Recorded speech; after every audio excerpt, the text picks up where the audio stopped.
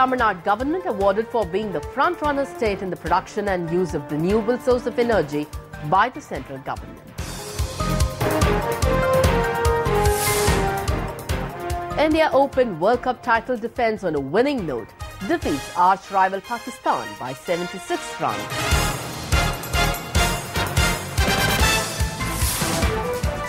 AIADMK to organize sports competitions, blood donation and health camps besides various other forms of assistance for the poor in view of the 67th birthday of People's Chief Ms. Jaya. The news in detail. The central government honoured the Tamil Nadu government with an award for being a front-runner state in the nation in the production and use of renewable source of energy. The Global Investors Meet and Expo on Renewable Energy was inaugurated today in Delhi. During the inaugural, Prime Minister Narendra Modi hailed the achievement of the Tamil Nadu government, which follows the path forged by Ms. Jaya in the optimum production and use of the renewable forms of energy. The central government awarded the Tamil Nadu government, recognizing the achievement made by the state. Minister for Electricity Nattam R. Vishwanathan received the award on behalf of the Tamil Nadu government. புதிய மற்றும் புதுப்பிக்கத்தக்க எரிசக்தி துறையில் இந்தியாவிலேயே தமிழகம் சிறந்த மாநிலம் என்ற விருதினை பிரதம மந்திரி அவர்கள் இன்றைக்கு தமிழ்நாடு அரசுக்கு வழங்கினார்கள். இந்த விருது புரட்சித் தலைவி அம்மா அவர்களின் தொடர் முயற்சியின் காரணமாகவும் இந்த சாதனை நிகழ்த்தப்பட்டிருக்கிறது. புதுப்பிக்கத்தக்க எரிசக்தி துறையிலே இந்தியாவிலேயே முதன்மை மாநிலம் என்ற பெருமையை பெற்றுத்தந்த புரட்சித் தலைவி அம்மா அவர்களுக்கு மேலும் பெருமை சேர்க்கின்ற வகையிலே இந்த விருது வழங்கப்பட்டிருக்கிறது. இந்த பெருமை அத்தனையும் மாண்பு அம்மா அவர்களைத்தான் சாரும். Tamil Nadu has a capacity to install 8,487.72 megawatt of renewable energy, which ranks first in the sector amongst other states. The Tamil Nadu Legislative Assembly is to be convened on the 17th of February at 11:15 a.m. instead of the earlier announced time of 10:45 a.m. In a press release today, the Secretary of the Tamil Nadu Legislative Assembly said the Assembly would meet at 11:15 a.m. on the 17th February 2015 in the Assembly Chamber in Secretariat instead of 10:45 a.m. on the same day as was originally announced. The day after tomorrow's assembly, being the first one for the year 2015, the governor will address the session, the release added. Electoral authorities have made elaborate arrangements for counting of votes tomorrow for the Srirangam Assembly constituency where bypoll was held on February 13. The counting of the votes registered at the bypolls to Srirangam will start at 8 in the morning. 14 benches have been arranged in 2 rows and the counting of votes will be held in 23 rounds. Supervisors, assistants and micro-observers have been appointed to oversee the counting of votes. Police have thrown a tight security cover around the counting centre. The results of the bypolls to Srirangam is expected to be announced by tomorrow afternoon. An estimated 81.83% of the 2.70 lakh electorate exercised their franchise in the by-election. Petrol price was hiked today by 82 paise per litre and diesel by 61 paise. Petrol and diesel price hike will be effective from midnight tonight. A litre of petrol in Delhi will cost 57.31 rupees from tomorrow as against 56.49 rupees currently, while diesel will cost 46.62 rupees per litre as against 46.01 rupees at present. Oil companies announced today. There has been a steep increase in international prices of both petrol and diesel, and the rupee-US dollar exchange rates has also depreciated slightly since the last price revision. The combined impact of both these factors warrants increase in retail selling prices of both petrol and diesel, said Indian Oil Corporation, the nation's largest fuel retailer.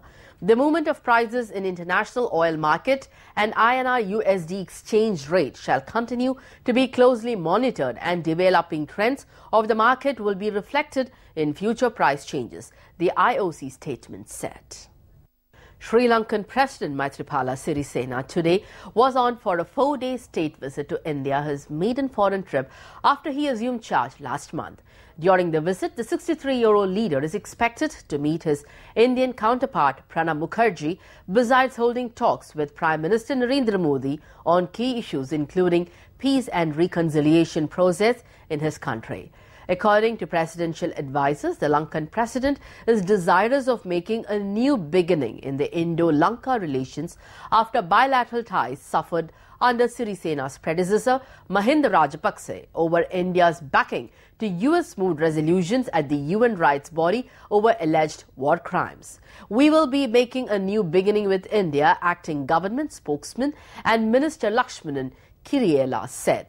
Sirisena, who dethroned Rajapakse after a bitter presidential poll on January 9, has indicated that he wants to have closer relations with India. India has been hoping that the new government will develop Lanka on the foundation of genuine and effective reconciliation, creating harmony between all sections there. President Mukherjee will host a banquet in honor of Sirisena, who was making his first tour abroad after defeating Rajapakse. He was invited to visit New Delhi by Prime Minister Modi when he congratulated him on his victory in the polls. Sirisena is accompanied by a small delegation that includes Health Minister Rajitha Senaratne and Foreign Minister Mangala Samaravira, presidential officials said. Samaravira also visited India on his first foreign trip soon after assuming charge. Sri Lankan officials say Sirisena would further discuss ways to tackle the ongoing problem of fishermen between the two countries. At the end of his official leg of the visit, the Sri Lankan leader will travel to Buddhist pilgrimage site Bodh Gaya and Hindu temple in Tirupati on February 17 before returning home on February 18. The 67th birthday of the People's Chief Ms. Jaya on the 24th of February is all set to be celebrated in a grand manner. As a preview to this sports competition, blood donation camp and free eye checkup camps were organized by the AIADMK party members across Tamil Nadu. Special prayers were also conducted in temples, churches and mosques across the state. Competitions in various sports events were conducted for school and college students across Karur district on behalf of AIADMK in the wake of Ms. Jayalalitha's birthday. 154 teams from schools and colleges took part in the events.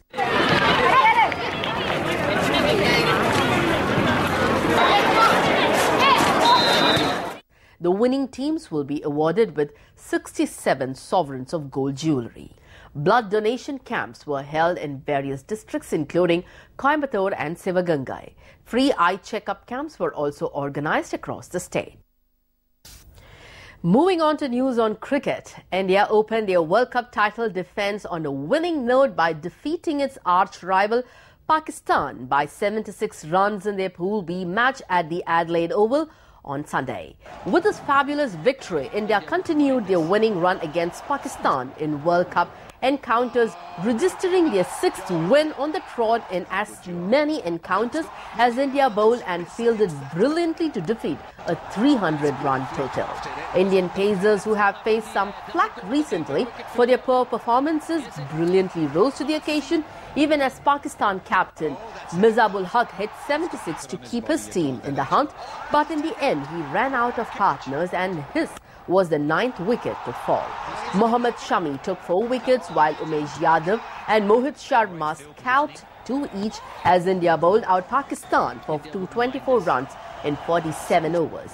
Earlier, Virat Kohli got back to form with a skillful century as India posted a competitive 300 for 7.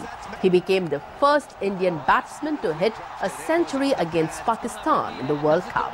Electing to bat on a warm afternoon, Kohli continued his love affair with the Adelaide Oval as he hit a composed 107 off 126 balls with 8 boundaries. Pakistan's dead bowling needs to be complemented as their young fast bowler Sohail Khan checked the Indian surge. En route his 22nd one-day international century, Kohli joined Sourav Ganguly as the 2nd highest century maker for India in one-day internationals, with only Sachin Tendulkar ahead of him. The Pakistani bowlers were guilty of not bowling the probing outswingers shade outside the off-stump channel to Dhawan. Even the seasoned Wahab Riaz tried the short ball tactic, but Dhawan was quick to hook him behind square for a boundary.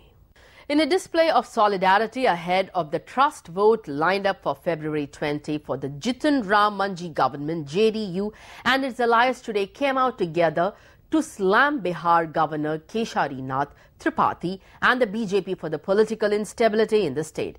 Bihar has been pushed into turmoil and political instability due to the long rope given by the governor to Chief Minister Manji to seek trust vote. JDU State President Bashishta Narayan Singh told reporters at a press conference in Patna. An unprecedented state of fiscal anarchy prevails in Bihar, with the Chief Minister announcing one populist measure after another which have grave financial implications for the treasury, Singh said, while blaming the governor for the unseemly political situation in the state. With the governor having defended the February 20 deadline given to Manji for the trust vote and taking a dig at senior JDU leader Nitish Kumar for being desperate for power, Singh charged that Tripathi was making political statements despite holding a constitutional office. RJD State Unit President Ramachandra Purve flayed Manji for his defiance in not quitting his post after he was asked by the party to do so last week and charged that the governor was propping up his government in brazen disregard of the fact that the incumbent did not have the numbers. JDU State Chief Singh meanwhile questioned Tripathi for his barb at the Nitish camp for parading 130 MLAs before the Raj Bhavan here and on the 4 count of the Rashtrapati Bhavan in New Delhi, and said that the MLAs were presented before the constitutional authorities to put moral pressure on them to invite Nitish to form the government in Bihar.